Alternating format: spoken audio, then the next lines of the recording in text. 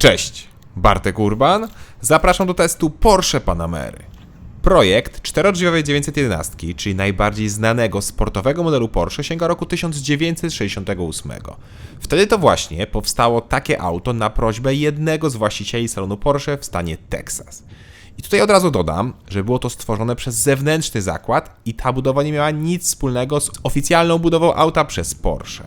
Takie oficjalne koncepty sięgają roku 1988, kiedy to pokazano koncepty na bazie 911 oraz 928. Z tym, że wciąż to były tylko koncepty. Oficjalnie czterodrzwiowa 911, czyli Panamera, została zaprezentowana w 2009 roku. W 2016 roku zaprezentowano drugą generację, która też po raz pierwszy dostała nadwozie typu kombi, co również jest pierwszym takim nadwoziem w historii Porsche.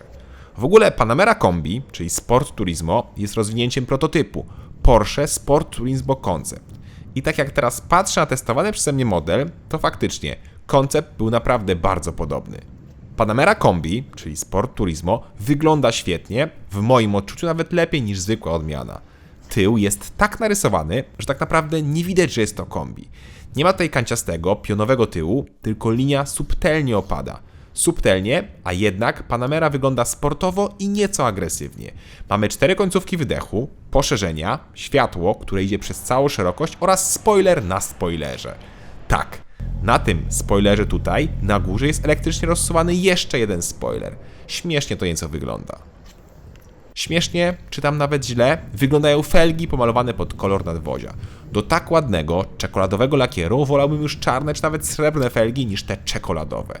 Zwłaszcza, że sam wzór jest śliczny. No i klasycznie, jak to w Porsche, dół emblematu na kołach wskazuje wentylek. Aha, i tutaj, po boku, to oczywiście są prawdziwe wyloty powietrza.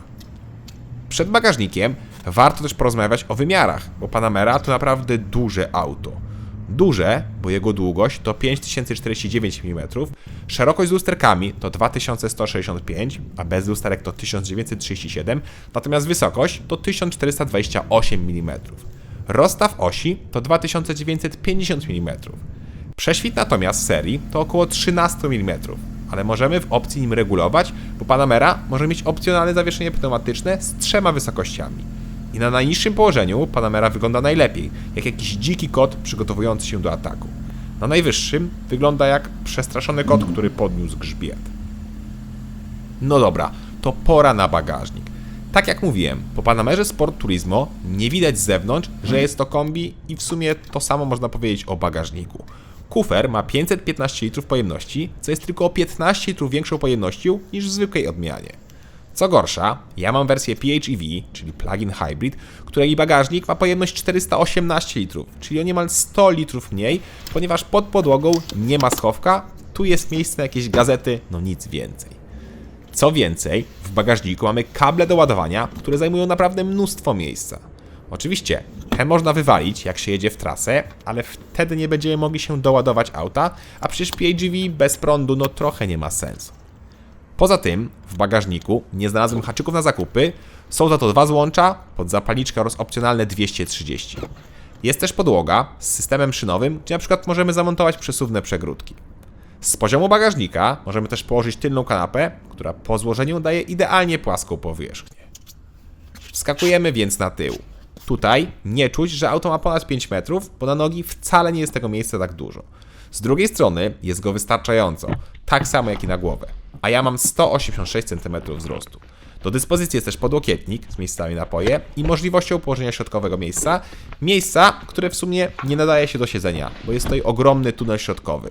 Panamera niby jest 5-osobowa, ale tak naprawdę jest 4-osobowa, a to środkowe miejsce to jest mocno awaryjne. Z tyłu są oddzielne nawiewy, złącza, podgrzewanie kanapy czy gazetowniki. Jest naprawdę wygodnie. A jeszcze wygodniej jest z przodu. Wygodne fotele z dużą regulacją, które są oczywiście w pełni elektryczne. W Panamerze siedzi się bardzo nisko, dokładnie tak jak powinno być w sportowym samochodzie. Jakbyście chcieli, żeby również kierownica była elektrycznie, to taka też jest w opcji. I zanim jeszcze pokażę deskę, to krótki film o drzwiach. Cześć, zobaczcie na te drzwi. Otwieramy je, zatrzymują się w takim położeniu. Otwieramy tak, zatrzymują się w takim położeniu. Chcemy tak, i w takim. Dlaczego to pokazuję? Bo większość drzwi w samochodach działa skokowo, czyli jak otwieramy, to mają kilka takich położeń i to jest o tyle trudne, że jak zapomnimy i zaparkujemy obok jakiegoś innego auta, otwieramy drzwi, pyk, wyskoczy nam takiego, no to pewnie uderzymy w inne auto. Ale zobaczcie, tutaj tego problemu nie ma i te drzwi się zawsze zatrzymują w położeniu, na którym my je puścimy. No piękna sprawa. Hop. I dociągnięte. Cześć! No i teraz pora na deskę rozdzielczą, która jest mieszanką. Mieszanką nowoczesności, czyli ekranów i płytek dotykowych, z takim klasycznym układem i klasyczno-nowoczesnymi zegarami. I od tych zegarów zacznę, bo mają świetny układ z dużym, okrągłym obrotomierzem na środku, a po bokach mamy dwa konfigurowalne ekrany. W ten sposób możemy sobie dostosować widoki, jakie nam odpowiadają podczas jazdy. Bardzo ładnie. Ładnie też, że ekran główny jest wkomponowany w deskę, a nie wystaje ponad nią, przez co deska po prostu wygląda lepiej. Sam system multimedialny też działa bardzo dobrze, jedynie przy pierwszym uruchomieniu jest delikatne opóźnienie przy włączaniu nawigacji.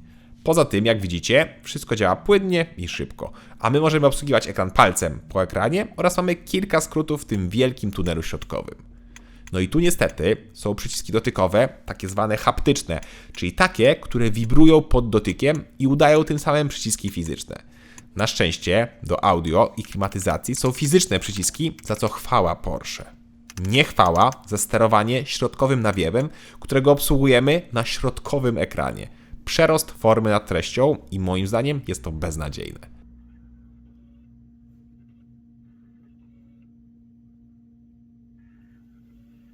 Świetny za to jest ten zegarek na środku na górze, który pełni też rolę stopera i jest to część pakietu Sport Chrono.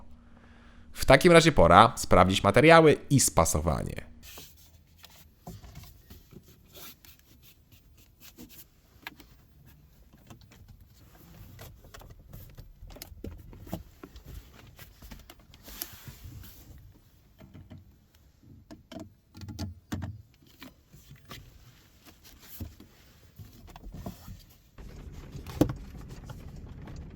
Jak słyszeliście, spasowanie jest świetne i delikatne skrzypienia są słyszalne pod bardzo mocnym naciskiem.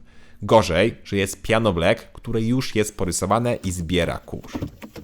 Rzućmy więc okiem na schowki, a potem zaglądamy pod maskę.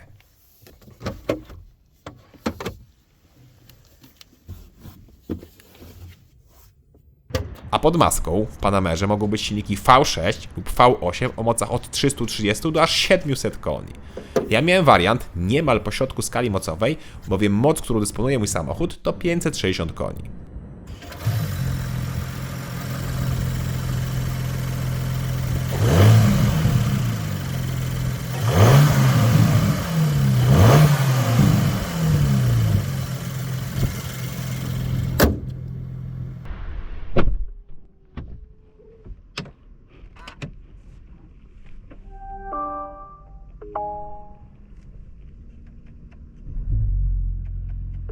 I ta moc to składowa dwóch silników.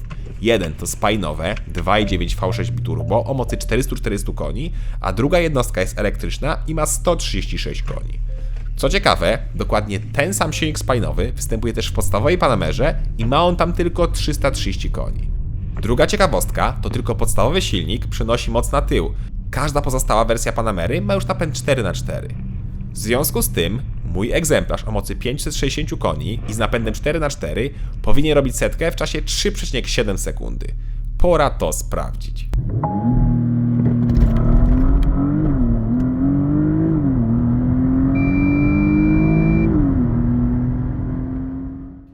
Wynik to 3,6 sekundy, więc nawet delikatnie szybciej niż deklaruje producent. Procedura startu, jak widzieliście, nie bierze jeńców i strzela z niemal 5000 obrotów. Co więcej, ja miałem opony w naprawdę już słabym stanie i czułem lekki uścisk z 4 kół, więc być może te 3,5 sekundy jest do zrobienia. Jest bardzo szybko. Czas od 100 do 200 km na godzinę to 9,5 sekundy, co również jest niezłą wartością. Zrobiłem też pomiar przyspieszenia bez prądu i wtedy wynik jest o 0,2 sekundy wolniejszy i Panamera robi 3,8 sekundy. Czas przyspieszenia od 50 do 150 jest o 0,1 sekundy gorszy, więc można śmiało przyjąć, że brak prądu nie wpływa znacząco na osiągi, te są zawsze świetne.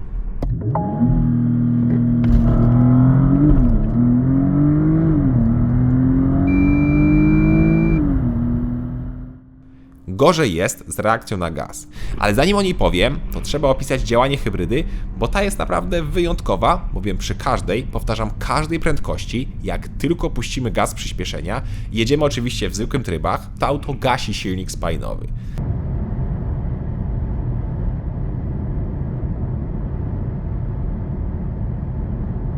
Tak, widziałem filmy i zdjęcia, jak przy prędkości 200 km na godzinę jest 0 obrotów i silnik zgaszony. Wygląda to abstrakcyjnie. Silnik włącza się i wyłącza niezauważalnie, zwłaszcza w trasie ciężko to usłyszeć. Co innego w mieście, bowiem silnik, jak się obudzi, to od razu słyszymy piękny dźwięk, wydobywający się z rur wydechowych.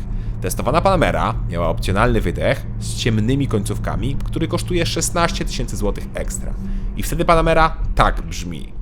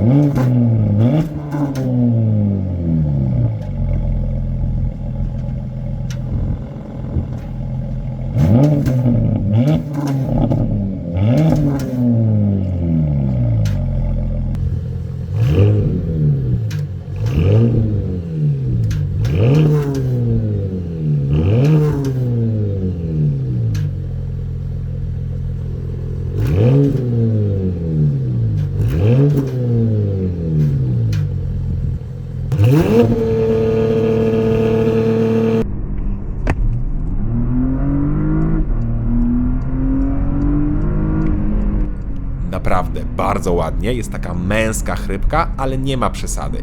Jest dokładnie tak, jak powinna brzmieć sportowa limuzyna.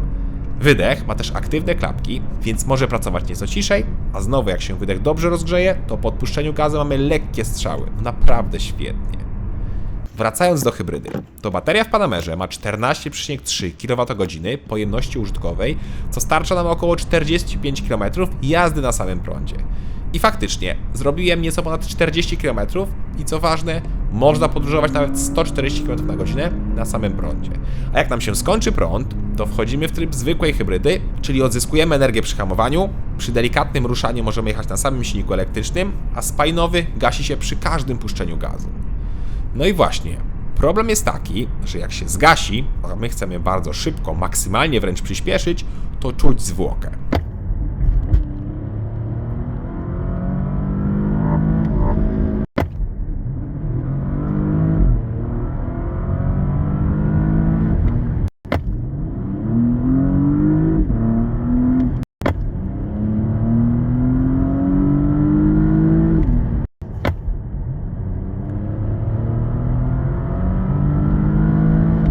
Zwłokę oraz dwukrotnie naprawdę mocno szarpnęło mi auto podczas takiego manewru. I to jest coś, czego nie spodziewałbym się po Porsche, czyli zwłoka przy przyspieszeniu. Po to się kupuje Porsche, żeby mieć zawsze osiągi i zawsze świetną reakcję na gaz, a nie tylko podczas podróżowania w trybie Sport Plus czy Sport, bo jak widzieliście, w tych trybach jest natychmiastowa reakcja. W ogóle w trybie Sport Plus bateria jest ciągle doładowana z silnika spalinowego, do tego stopnia, że jak dużo jeździmy, to ją naładujemy w połowie, a nawet i nieco więcej. I reakcja na gaz jest taka sama, czy mamy prąd, czy nie mamy. Silnik elektryczny jest za słaby, żeby od razu mocniej pchnąć ciężką Panamerę. Ciężką, bo testowana hybryda waży 2240 kg, czyli 300 kg więcej niż Panamera z tym samym silnikiem spalinowym, ale bez silnika elektrycznego i baterii. Z tym, że masy w ogóle nie czuć przy normalnej, a nawet szybszej jeździe. Zawieszenie, układ kierowniczy oraz napęd jest skonfigurowany idealnie. Naprawdę idealnie, bo układ kierowniczy jest super precyzyjny i działa z miłym oporem, a zawieszenie robi cuda. Cuda, bo ma 3 poziomy sztywności oraz 3 poziomy wysokości. Najniższe położenie od razu mamy też na drugim poziomie sztywności.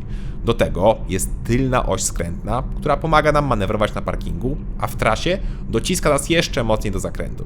Naprawdę, jazda tym autem to czysta przyjemność, aż nie chce się wysiadać.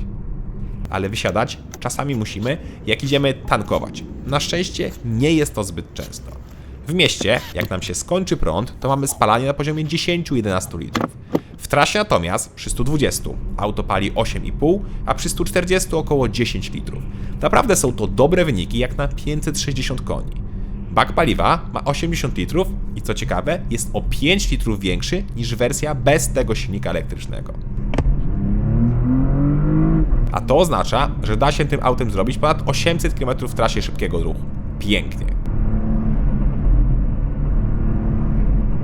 Piękna jest też cena. Podstawowa Panamera o mocy 330 koni kosztuje 452 tysiące złotych. Wersja Sport Turismo występuje od razu w wersji Sport, czyli ma już moc 440 koni i kosztuje 486 tysięcy złotych. Czyli dopłata do kombi to 15 tysięcy złotych. Wersja 4S e-Hybrid kosztuje 594 tysiące złotych. Jest też słabszy wariant tej hybrydy, która ma moc łączną 462 konie i ta odmiana kosztuje 515 tysięcy złotych. Chociaż to, co mnie najbardziej zdziwiło, to dopłata pomiędzy 4S a 4S e-Hybrid, czyli pomiędzy tymi samymi silnikami spalinowymi, ale z dodatkowym silnikiem elektrycznym, to 9 tysięcy złotych. Mogę śmiało powiedzieć, że tylko 9 tysięcy złotych, a otrzymujemy znacznie lepsze osiągi, bo 4S robi setkę w 4,3 sekundy, a 4S e-Hybrid w 3,7 sekundy. Plus jest taki, że jak mamy gdzie ładować, to możemy dużo zaoszczędzić na paliwie. Tylko czy kupujemy Porsche, żeby aż tak oszczędzać? Zwłaszcza, że podczas zakupu tu się nie da oszczędzać. I mój egzemplarz nie kosztował 594 tysiące złotych, tylko 837 tysięcy złotych. Bowiem opcje w Porsche naprawdę dużo kosztują. Tu się płaci za wszystko. I nawet wycieraczka z tyłu kosztuje 1000 złotych. Na przykład wytłoczone logo Porsche na fotelach to ponad 2000 złotych, a system bezkluczykowy 5000 złotych. Teraz na ekranie widzicie wszystkie ceny dodatków w moim egzemplarzu. Jest naprawdę drogo. Drogo, ale auto nie ma konkurencji. Nie ma konkurencji w tym nadwoziu, bo nikt z marek premium, czy nawet wyższych, nie oferuje luksusowego, sportowego kombi. Panamerę Sport Turismo można by porównać do czegoś pokroju Audi RS6, ale RS6 jest tylko w jednej wersji silnikowej i jest to konkurent, ale odmiany turbo w Panamerze. A Panamera ma mnóstwo wersji silnikowych i wcale nie musi być aż tak piekielnie mocna.